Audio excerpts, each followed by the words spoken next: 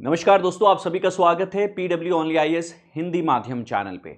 आज हम बात करने वाले हैं देश में हजारों जो कोरोना के मामले फिर से देखने को मिल रहे हैं। कोरोना कोविड-19 का संक्रमण फिर एक बार भारत के अन्य राज्यों के अंदर सैकड़ों की संख्या में देखने को मिल रहा है। इसके ऊपर क्या हमें वाकई घबराने की जरूरत है या जो वैक्सीनेशन पहले हो चुका है हमारा उसके ऊपर एक हमें वापस नज़र जो है रखनी चाहिए and we should definitely be very well informed. क्योंकि कोविड 19 के टाइम भी हमने देखा था कि जो मिस इन्फॉर्मेशन या फिर इंफॉर्मेशन गैप जो था उसने बहुत ही डिजास्टर्स रोल प्ले किया था। पॉसिबली यहाँ पे जो अभी संक्रमण हो रहा है एक साइक्लिक वे में, उसे समझना जरूरी है और किस प्रकार यहाँ पे वैक्सीनेशन का एक रोल हो सकता है और जानकारी रखते हुए आप अपने और अपने परिवार का भी आने वाले वेरिएंट से सुरक्षा कर पाएंगे। आइए जानकारी को आगे बढ़ाते हैं। हम बात कर रहे हैं क्यों फिर से कोविड 19 के मामले भारत में बढ़ रहे हैं। इस टेलीग्राम चैनल से आपको क्लास का अपडेट्स और कंटेंट मिलने वाला है। दोस्तों, सबसे पहले क्या हमें वाकई फियरफुल होना चाहिए, क्या हमें घबराना चाहिए कि कोविड 19 के कई वेरिएंट्स वापस जो है इंडियन सब कॉन्टिनेंट के अंदर एक बार संक्रमण फैला रहे हैं? क्या ये हमारी सार्वजनिक स्वास्थ्य नीति, पब्लिक हेल्थ के लिए खतरा है? और जो हमने अभी कई सारे इंडिया के अंदर वैक्सीनेशन किए थे, single dose double dose vaccination जो लगे थे, क्या वो वैक्सीन लगने के उपरांत भी यहाँ पे उनका प्रभाव निष्कारी होते हुए नजर आ रहा है? तो हमें यहाँ पे महामारी विज्ञान के बारे में जो समझना होना, वह साथ में ही बायोटेक के बारे में भी कुछ जानकारी लेंगे। यहाँ पे दोस्तों संक्रामक रोग और वायरस म्यूटेशन की जानकारी भी प्रासंगिक होने वाली है। आगे बढ़ने से पहले आपको बताना चाहूंगा प्रतिज्ञा दिवस के बारे में। पीडब्ल्यू ओनली आईएएस अपनी लीडरशिप के साथ में स्टूडेंट कम्युनिटी से मिलने आ रहा है प्रयागराज। जी हां दोस्तों, यह ऑफलाइन इवेंट जहां पे आप मिलेंगे अपने बेस्ट मेंटोर्स के साथ में और साथ ही होने वाला है गिव अवे भी for the special students. So don't miss this. 1 जून को दोपहर 3 बजे ही आप इस लाइव चैनल से भी जुड़ पाएंगे, PW only IAS main channel से, जहां पे आप उसको लाइव ज्वाइन कर पाएंगे। अगर आप ऑफलाइन आना चाहते हैं प्रयागराज तो इस क्यूआर कोड को स्कैन कीजिए, रजिस्टर कीजिए and you will be more than welcome to join this Pratigya Diwas event. यह यूपीएससी के सपनों को साकार करने का एक बेहद ही महत्वपूर्ण मौका होने वाला है आप समस्त विद्यार्थियों के लिए। So don't miss it. Moving forward, हम बात कर रहे हैं फिर से हमारे कोविड 19 के जो अलग अलग संक्रमण राज्यों में देखने को मिल रहे हैं। 2025 मई के आसपास में केरला से शुरुआत होती है। महाराष्ट्र, दिल्ली, कर्नाटक, तमिलनाडु, कई जगह पे जो है ये मामले लगातार वृद्धि हो रही है। स्पेसिफिकली एक नया सब वेरिएंट यहाँ पे देखने को मिल रहा है, NB181। यहाँ पे WHO कहता है कि साउथ ईस्ट एशिया के अंदर कई सारे मामले जो हैं, संक्रमण जो है वो बढ़ते जा रहे हैं। तो कौन कौन से यहाँ पे नए वेरिएंट्स डिटेक्ट हुए हैं, सबसे पहले मैं बता देता हूं कौन सी संस्थान जो यहाँ पे कोविड 19 के संक्रमण पे लगातार नजर बनाए हुए हैं। यह संस्थान है INSACOG।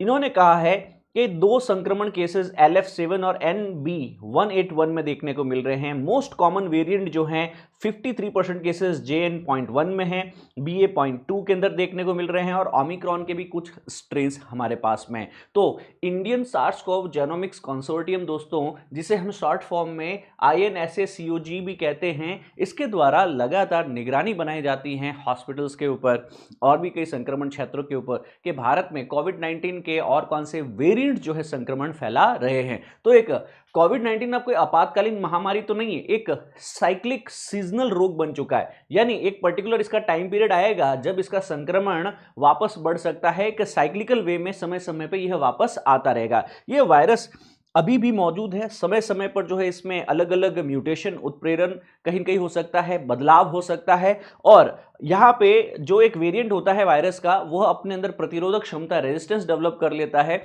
और नया वेरिएंट लेके आता है। अब हमारे शरीर में भी जो वैक्सीन्स लगे हैं वो पुराने वेरिएंट्स के लिए लगे हुए हैं। नया वेरिएंट जब आएगा तो ऑब्वियसली हमारी प्रतिरोधकता, हमारी इम्यूनिटी भी जो है उनके लिए कम देखने को मिलेगी। नए वेरिएंट्स आएंगे सीजनल इफेक्ट्स के साथ में और सीमित टेस्टिंग के कारण इनका संक्रमण भी ज्यादा मात्रा में फैल सकता है। तो आपके लिए समझने के लिए एक चीज वो है INSACOG, इंडियन सार्स-CoV-2 जेनोमिक्स कंसोर्टियम, जो कि हमारे विज्ञान मंत्रालय के department of biotechnology, CSIR, ICMR और ministry of health and family welfare के इन 4 संस्थानों के माध्यम से कार्य करता है। यहाँ पे सेंटिनल सर्वेलेंस, सीवियर सर्वेलेंस और हॉस्पिटल नेटवर्क्स के द्वारा लगातार कोशिश की जाती है कि अलग अलग राज्यों के अंदर कौन कौन से हमारे पास में नए वेरिएंट्स आ रहे हैं, कॉमन वेरिएंट्स हैं, वेरिएंट्स ऑफ इंटरेस्ट है, इन पे नजर बनी जाए कि कितनी इनकी संक्रामकता है, विरुलेंसी है और किस रेट से किस दर से यह आगे बढ़ रहे हैं दोस्तों।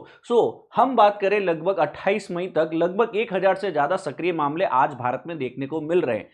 अधिकतम मामले केरला और महाराष्ट्र में हैं, कुछ मामले यहाँ पे दिल्ली, तमिलनाडु, गुजरात में भी हैं, है ना। तो 3 राज्यों में 100 से ज्यादा मामले हमको देखने को मिल रहे हैं, केरला के अंदर, महाराष्ट्र और दिल्ली के अंतर्गत। अब इसके पीछे रीजन होती है वेनिंग इम्यूनिटी। सर वेनिंग इम्यूनिटी क्या है? हमने वैक्सीन लगाया था 2021, 22, 23 के आसपास में, तो पिछले 2 वर्षों के अंदर, 3 वर्षों में क्या हुआ है, संक्रमण जो है आपके पास में, रोग प्रतिरोधक क्षमता जो है समय के साथ घटती जाती है। मतलब जब आपने वैक्सीन लगाई थी तब आपके शरीर में उसके लिए इम्यूनिटी थी। अब 2-3 साल बाद में उसकी इम्यूनिटी जिनकी लोगों की कम हो चुकी है उस वायरस के लिए, वो वापस संक्रमित हो सकते हैं। या फिर जो नए वेरिएंट आए हैं जैसे कि NB181 और NBA2 और JN1, ये कुछ अधिक संक्रामक हो सकते हैं, ज्यादा गंभीर फिर भी नहीं है। वायरस के अंदर सीजनलिटी पता होना चाहिए कि वायरस विशेष रूप से जो है नम और ठंडे मौसम में तेजी से फैल रहे होते हैं। तो जैसे ही बारिश का मौसम आता है, जैसे ही टेम्परेचर थोड़ा डाउन होता है, वायरस जो है वापस अपना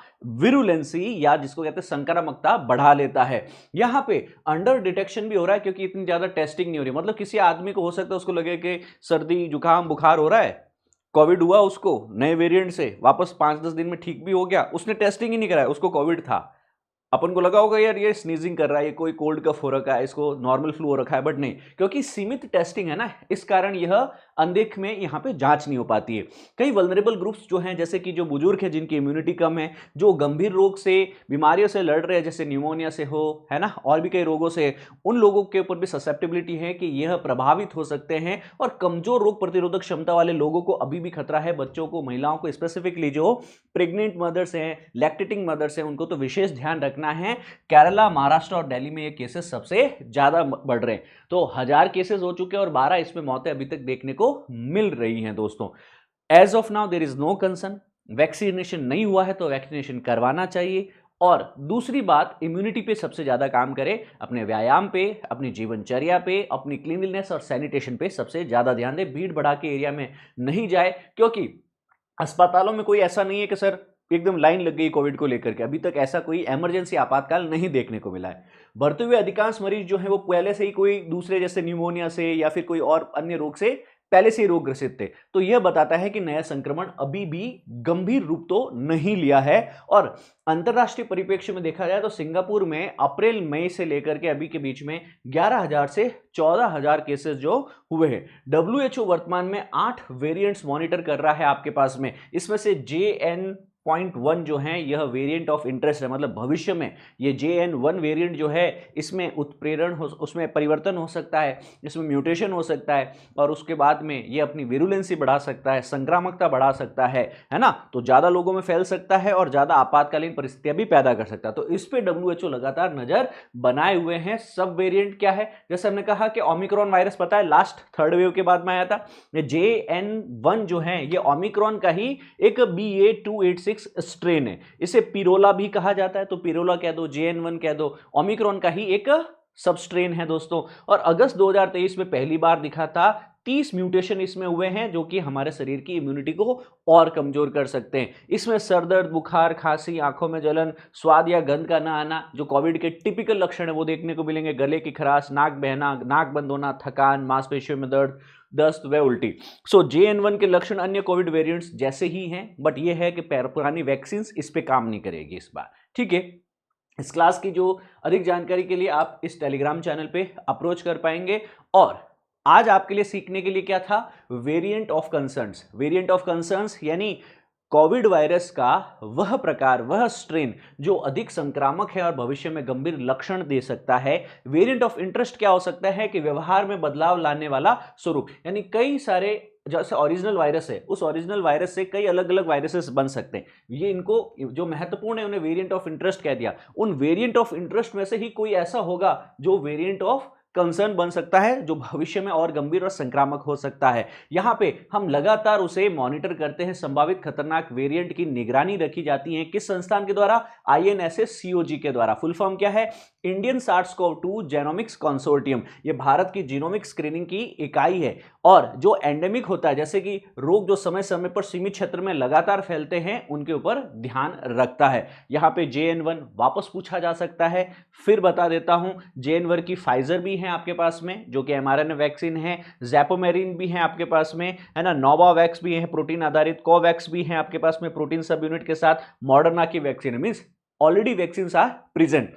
अब जो वैक्सीनेटेड नहीं है उन्हें वैक्सीन जरूर करना चाहिए। अगर आप ये वीडियो अभी देख रहे हैं, अपने मित्रों को भेजिए, अपनी कम्युनिटी में इस वीडियो को साझा कीजिए और उन्हें जरूर बताइए कि यहाँ पे इस वेरिएंट ऑफ कंसर्न से समय रहते हुए इम्यूनिटी हासिल करना बच्चों के लिए, महिलाओं के लिए, बुजुर्गों के लिए अति आवश्यक है, क्योंकि यह सबसे कमजोर जो इम्यूनिटी वाले लोग हैं उन्हें सबसे ज्यादा इंपैक्ट कर रहा है। भारत में 10 मौतें हो चुकी है और 1000 से ज्यादा संक्रमण आज की तारीख में, जब मैं ये वीडियो रिकॉर्ड कर रहा हूं, तब तक देखने को मिला है। निष्कर्ष यही है कि अब एक कोविड-19 एक साइक्लिक बीमारी हो चुकी है। जब भी नमी यहां पे देखने को मिलेगी, तापमान कब देखने को मिलेगा, तब तब ये कोविड-19 के वेरिएंट्स फिर हावी होंगे और संक्रमण में वृद्धि मौसमी प्रवृत्तियों के साथ होगी। जो इम्यूनिटी जिनकी कम है, जिनकी वैक्सीनेशन में कहीं न कहीं गिरावट आई है, वहां पे वो वेरिएंट्स नहीं आएंगे। घबराने की कोई आवश्यकता है नहीं, क्योंकि यहां पे कोई अभी तक कोई ज्यादा ऐसी इम्यूनिटी कोई आपातकाल नहीं देखने को मिला। एक प्रश्न मैं आपसे जरूर रखना चाहूंगा जाते जाते, JN1 और NB181 जो है, BA2 जो है, ये सब किससे संबंधित है? 4 ऑप्शन में से आप अपना उत्तर कमेंट में मेरे को आंसर करके जरूर बताएगा। With this being said, I take your leave now for the day. Thank you. जय हिंद। I will see you in the next video. Thank you.